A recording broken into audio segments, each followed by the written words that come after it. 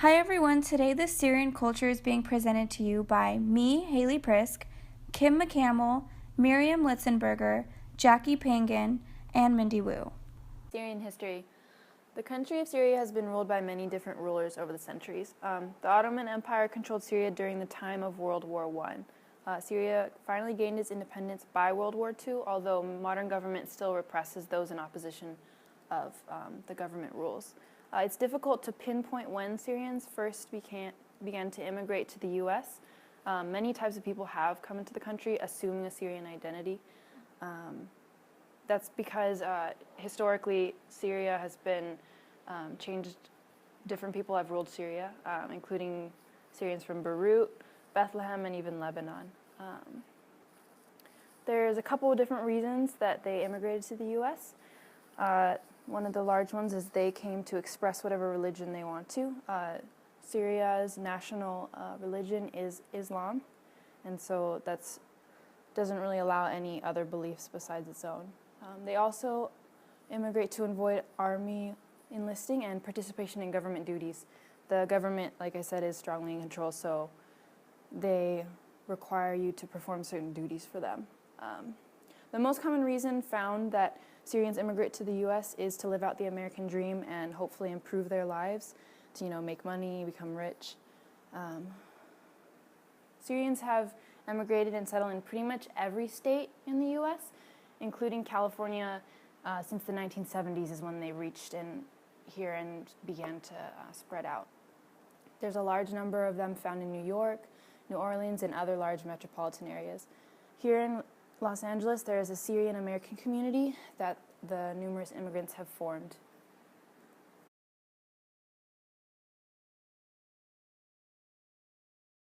Verbal and nonverbal communication is used when Syrian people speak. Verbally, they speak with strong voice quality, and nonverbally, they use many hand gestures. When speaking Arabic, their main language, they speak with clear pronunciation. Although, while speaking English, their second language, they struggle and slur their speech often. Silence is not typically used during a conversation. During a conversation with a friend or family member, touch is common and accepted. In the Syrian culture, the degree of comfort is welcoming. Friends and family don't sit further than 18 inches from each other, although with strangers it differs. Strangers are always welcomed in the family's circle, but the interaction is much more limited when they are not from the same religion. In the traditional house, there are 2 living rooms with multiple spaces to sit. Rooms are set up to accommodate large family gatherings. Syrian people typically have a healthy family history. The main issue in the Syrian culture is smoking. Syrians smoke a lot of hookah and cigarettes, which affects their lungs, making lung cancer pretty common. Syrian women are expected to get married young, and shortly after marriage are expected to have multiple children. Big families are very common in the Syrian culture because children are valued. Syrians come from a big community, so social activities happen very often, and the events are very large. A Syrian wedding averages from about 500 to 800 people. Time is valued in the Syrian culture. They are typically past-oriented because they value family history. Current living and moral behavior contributes to maintaining their family name and reputation. Time is viewed socially, typically, because their social events play such an important part in their daily lives. Although, medically, Syrians are clock-oriented because they value their health. The Syrian culture is external locus of control. Both Muslims and Christians commonly use the term inshallah, which translates to God willing. This term is used in multiple different circumstances. For example, a child asking their mother to go on vacation. Both the Christians and the Muslims rely on prayer to effect change. Additionally, the evil eye is part of their tradition to protect the children from evil spirits and envy at a young age. Given that Syria is located in the eastern Mediterranean, their skin tone is typically olive or medium dark, with smaller structures, brown or hazel eyes with dark hair. Syrians are also known to have large noses, exotic eyes, and defined eyebrows. Their skin tone is also known to easily tan. Hi everyone, this is Haley Prisk, and I will be discussing some of the Syrian perceptions of health, illness, and as well as some of their healing methods. 92% of Arabs are Muslim, and an Islamic belief is that health is reliant on God's will, and that is both good and bad aspects of health.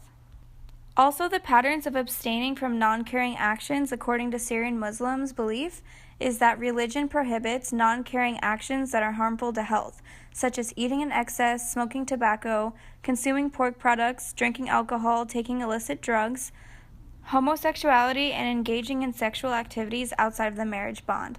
Therefore, abstaining from all of the above prevents illness. Additional non-caring actions according to Syrian Muslims include going to bed late, shaking hands, hugging, kissing, and intermingling in intimate ways with members of the opposite sex. Syrians also believe that exercising, sleeping early, waking up early, fasting, praying, and eating in moderation are very beneficial for health.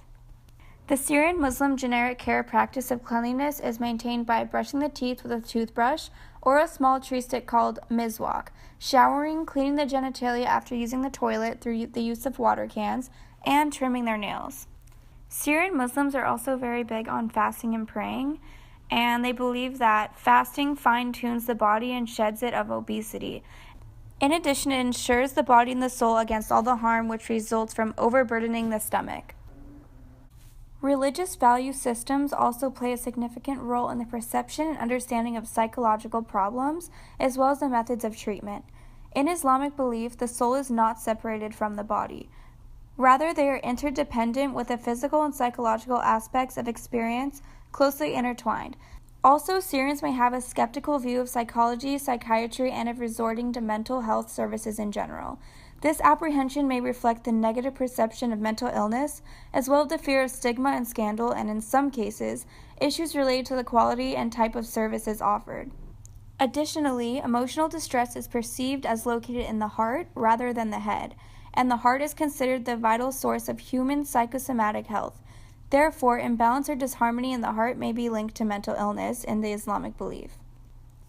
As I explained in the previous slide, absolute dependence of health is on God, and both good and bad results are attributed to God's will. Also, illness is accepted with resignation and fatalism, and many Syrians are likely to view the causes of their sufferings or mental health difficulties as resulting from the violence, losses, and daily social and economic pressures of their life. Syrians may withhold discussing serious illness and may abide to the don't ask, don't tell phrase. This is to protect the family and friends by getting upset by the illness. While many Syrians with mental health problems seek help from health professionals, some may also resort to religious or supernatural healing practices and may approach them concurrently or in succession.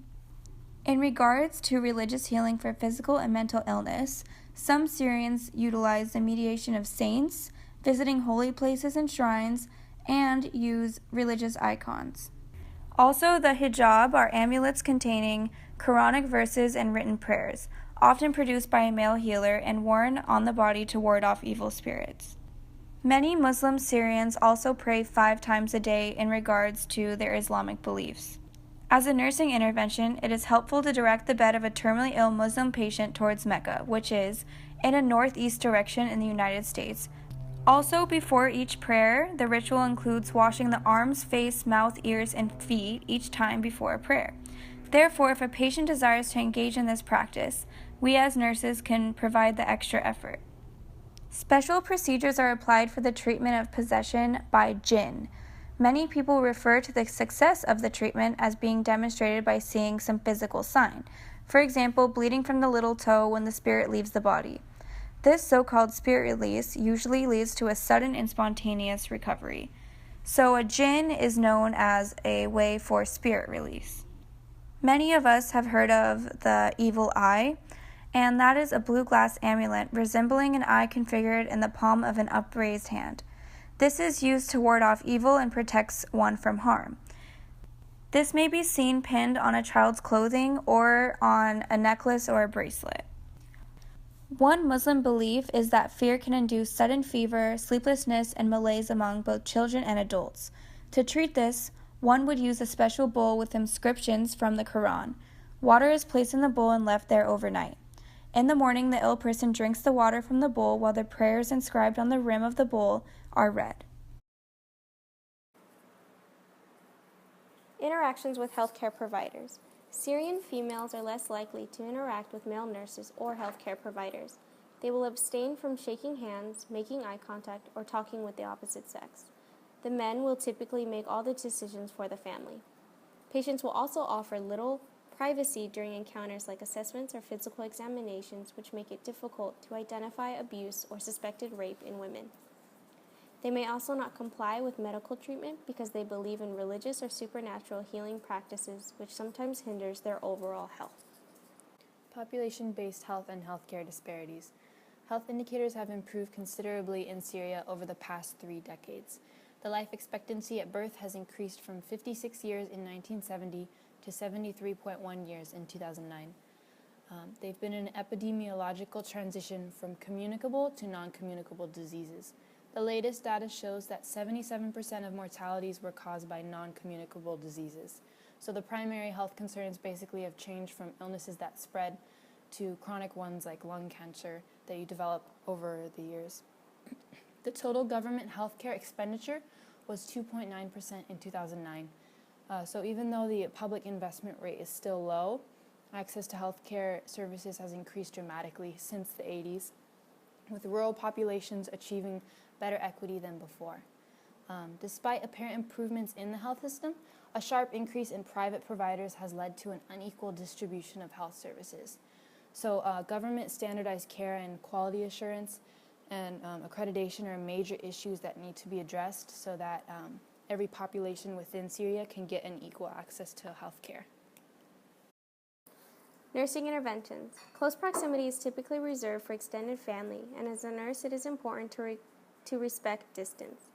It is also important to include some family members in the plan of care, like bathing or feeding. Since Syrians consider their bodies a gift from God and deem themselves to be trustees of this gift, it is important for the nurse to provide alcohol-free and pork-free meals and medication within their plan of care. Also, food containing lard, jello, pork, and pork-based insulin and mouthwash should be avoided. The nurse can also request the cafeteria to provide halal or seafood for special occasions if not contraindicated. Also, if allowed, homemade meals can be brought in by the family. In order to promote modesty, culturally congruent hospital gowns that reach down to the women's ankles would be more appropriate. Also, making sure to assign same-sex nurses and doctors to the patient, inquire about a translator if necessary, and respect their religious practice are all under nursing interventions. Syrian worldview and biblical worldview similarities. Now, both of the cultures have a lot of similarities that come from like a similar past. So they both believe that they should abstain from intimate contact with opposite sex. They both have praying and fasting within their culture. They have books of God, which includes the Torah, the Gospel, and Psalms. But the difference is that the Syrians have the Quran and the Scrolls of Abraham, and furthermore, in the Gospels, they don't believe in the Gospels written by Matthew, Mark, Luke, and John, and they believe that there's other Gospels, such as the Gospel of Peter and the Gospel of Barnabas. So that is a difference with what the Bible that they are reading. And both of the cultures uses prayer for healing, and they believe that their people should dress in modest attire so that they don't stumble each other. In Syrian and biblical worldview, they both believe in what happened in the Garden of Eden and when Adam and Eve sinned. But Islamic belief do not acknowledge this as the original sin. Instead, they believe from the Quran that Adam is empowered as one of God's first deputies and prophet with no consequences from the rebellion. From this, Muslims now have a tendency to revere strong leaders who put forth an image of perfection. However, Christians, realizing that all have sinned and fall short of the glory of God, tend to be skeptical of strong leaders. Furthermore, Muslims believe that biblical leaders must have been picked by God to carry his message because of their strong character. This is also countercultural from the biblical worldview, where Christians emphasize God's grace in changing people who are liars, drunkards, or sinners into people who can be used to further his kingdom. They were not chosen because of their own righteousness, but because of his love. Muslims think that they can be sinless if they all follow the rules, and there are a lot of rules, such as don't boast about yourself, don't have elaborate graves, and don't wear clothes to draw attention. But this is different from Christian worldview again, because they believe that sin cannot be avoided. The Bible also emphasizes that God adopts us into his family, and this is where Syrian worldview differs, because they believe that they are God's servants, and that God is a just master for allowing them to be their servants, but not their children. These are just a few differences in worldview. It gives us a general idea of the two.